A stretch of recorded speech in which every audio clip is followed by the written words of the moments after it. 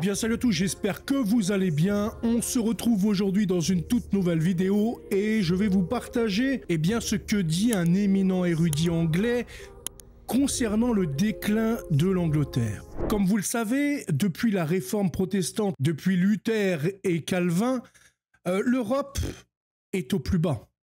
Bien entendu, comme vous le savez, c'est ce protestantisme en Europe et en Angleterre. Du coup, vous allez voir les fruits de ce protestantisme grâce à cet éminent anglais. Mais c'est depuis cette protestantisation de l'Europe que nous connaissons également beaucoup de problèmes. C'est elle qui permettra de s'émanciper de la morale chrétienne, des lois de Dieu, qui permettra d'interpréter librement la Bible, d'interpréter librement ce que Dieu veut de nous, en rejetant tout simplement la papauté, le magistère, l'Église catholique, qui est celle qui a pourtant codifié la Bible. C'est grâce à elle que ces mêmes protestants peuvent avoir une Bible entre les mains. C'est elle donc qui l'a protégée face à toutes les invasions musulmanes en France et les invasions païennes dans le nord de la France. Donc sans le catholicisme, les protestants n'existeraient pas déjà d'une, et de deux, ils ne seraient peut-être même pas chrétiens. C'est donc toute gloire et tout honneur à l'Église catholique, une sainte apostolique et catholique.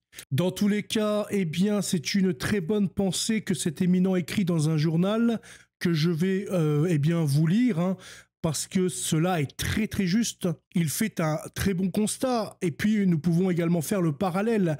Il y a un auteur dont je ne me rappelle plus le nom, qui évoquait, suite à la séparation entre la Belgique, quand la Belgique a repris son indépendance, etc., face aux Pays-Bas, qui expliquait les deux mentalités différentes entre ce capitalisme chrétien protestant du Pays-Bas et la mentalité catholique belge.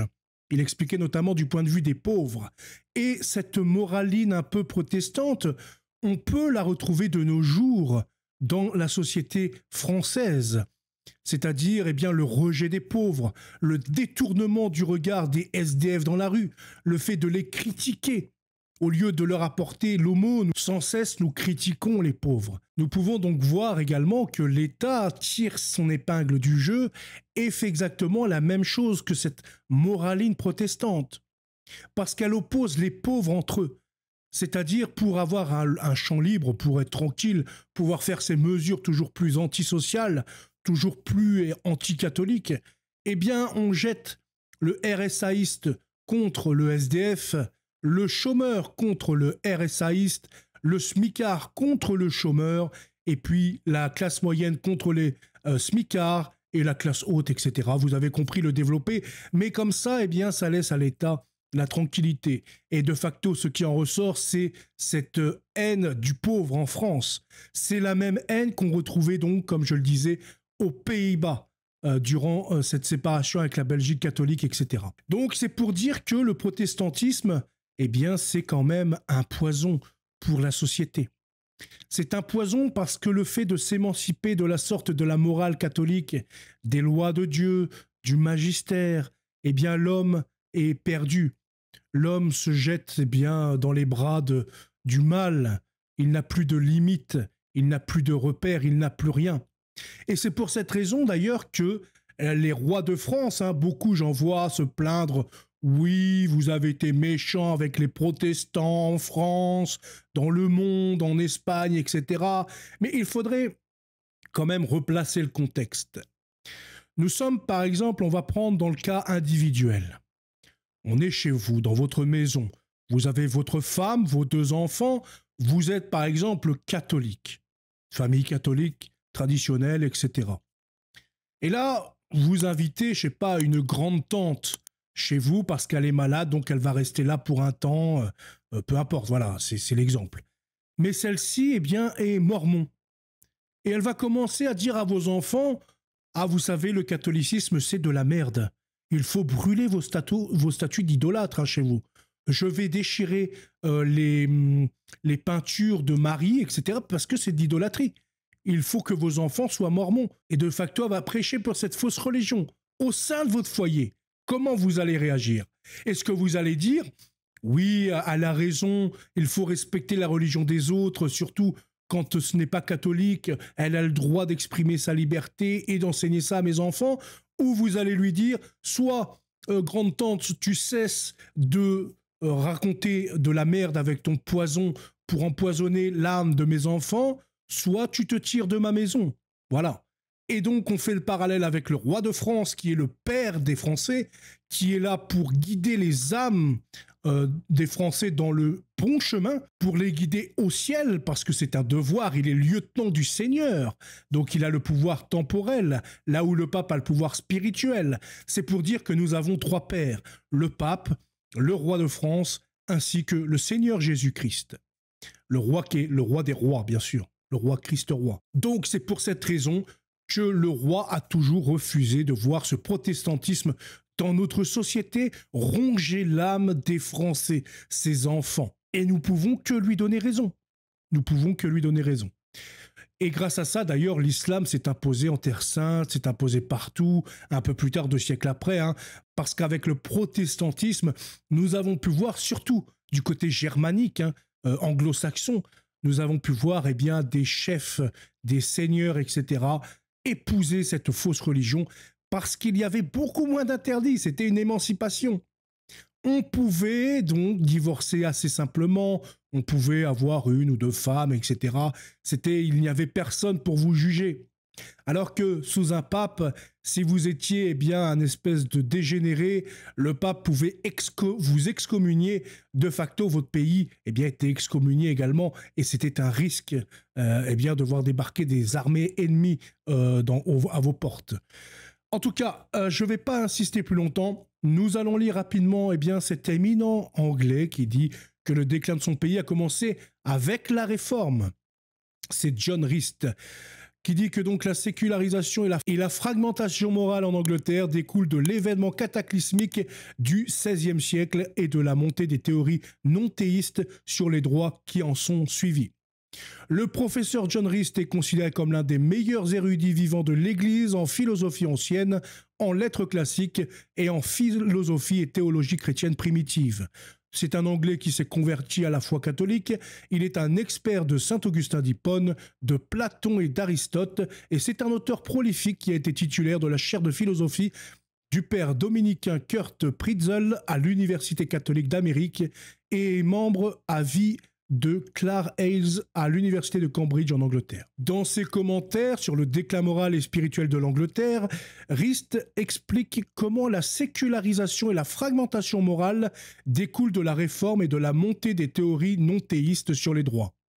Il discute également de la façon dont l'effondrement du christianisme traditionnel, en particulier du catholicisme, a laissé un vide conduisant à un nihilisme de facto où le pouvoir d'imposer les désirs l'emporte sur la morale objective. Rist pense donc que ce changement, exacerbé par le déclin des intellectuels chrétiens influents et les échecs des idéologies de remplacement, laisse malheureusement peu d'espoir de revirement dans un avenir prévisible. Pour lui, ça va être très très difficile de relever l'Angleterre et puis je pense également l'Europe. Professeur Rist, quelle est votre évaluation du déclin de l'Angleterre? En quoi diffère-t-elle du reste de l'Europe? Je pense que la situation anglaise ressemble de plus en plus à la situation européenne en général. L'une des raisons qui distingue l'Angleterre et l'Europe est que l'Angleterre a été la première grande puissance semi-industrialisée à devenir résolument protestante. De loin, la meilleure étude sur la sécularisation non seulement de l'Angleterre, mais de l'Europe en général, c'est The Huntendon Reformation de Brad Gregory, dans laquelle il souligne que la fin de l'uniformité dans la religion devait conduire et a effectivement conduit à la non-uniformité des mœurs, notamment quand, même avant la réforme, la moralité était de plus en plus séparée du salut. Quand dans un pays, il n'y a plus d'uniformité religieuse, comme il le souligne très justement, il n'y a plus d'uniformité des mœurs. Chacun y va de sa petite pensée, de sa petite envie, de sa petite passion, et ça donne des sociétés dégénérées comme nous les connaissons à l'heure actuelle en France. Cela a également été évident lorsque la version moderne, c'est-à-dire non théiste, de la théorie des droits a reçu un énorme coup de pouce des pères fondateurs américains et de leurs documents parce qu'ils ont été en mesure d'imposer leurs revendications évidentes, non argumentées sur les droits de Dieu, comme le bonheur, à une population qui partageait encore certaines bases, aujourd'hui en voie de disparition, de la moralité religieuse. Rappelez-vous aussi que Thomas Jefferson était un déiste.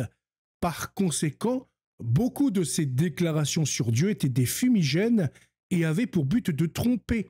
Mais inévitablement, la pluralité des religions allait conduire à la pluralité des moralités, ou des non-moralités finalement. La morale objective illustrée par les vertus a été remplacée. Maintenant, tout ce qui compte, c'est que nous respections les droits de chacun, même si nous n'avons aucune idée, sans la métaphysique, que nous refusons de ce que c'est un droit ou de ce qui est droit à qui. Par conséquent, l'éthique de la vertu théiste ou autre est en effet remplacée par le droit de revendiquer ce que vous voulez.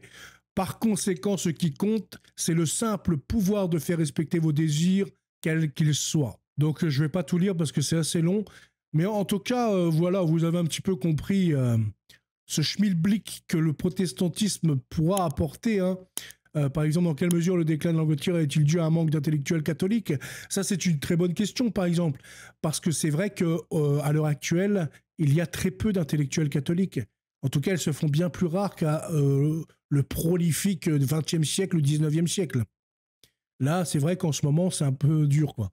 Ceci est relatif à la fois au déclin du catholicisme en Europe en général et au déclin anglais en particulier. Le nombre de personnes très intelligentes en charge ou influentes dans les différentes confessions chrétiennes a radicalement diminué au cours des 30 dernières années environ. Et pour l'avenir, en regardant vers l'avenir, dans quelle mesure espérez-vous que les choses peuvent être renversées? Je pense que parler de tout nouveau printemps dans un avenir prévisible est un sifflement dans le vent. Comme l'a dit Brad Gregory, lorsque la doctrine est toujours contestée, elle perd de son intérêt et cesse d'être convaincante.